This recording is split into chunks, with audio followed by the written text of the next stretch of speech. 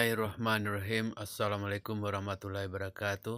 Inilah kami menuju Sandiang Baka dari rumah Kelurahan Tanah Garam, Kota Madia, Solo.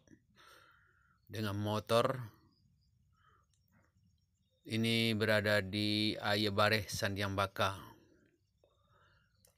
Menanam kulit manis atau akasia. Tim YouTube Solo Nantongga mencoba mencari rezeki dan mendapatkan pengalaman dari kakak-kakak, saudara-saudara dalam hutan rimba udah hampir 5 hari. Berbagi pengalaman dengan para peladang yang berada di Sandiang Baka, Ayebareh, Batang Ayebareh. Alhamdulillah dengan segala senang hati dan kemurahan masyarakat di sana kita mendapatkan ilmu dan juga mendapatkan uang dan juga mendapatkan pengalaman.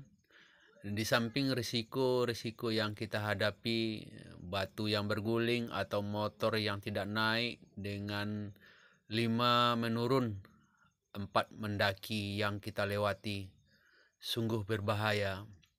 Tetapi inilah pengalaman hidup yang tidak bisa kita lupakan, karena kita harus tahu kita menghadapinya dengan penuh canda gurau, dengan ketawa, berbagi pengalaman dengan bapak-bapak kita yang dari Sandiang Baka atau orang tempatan, dan juga ada para pendatang yang menjadi menantu di Sandiang Baka.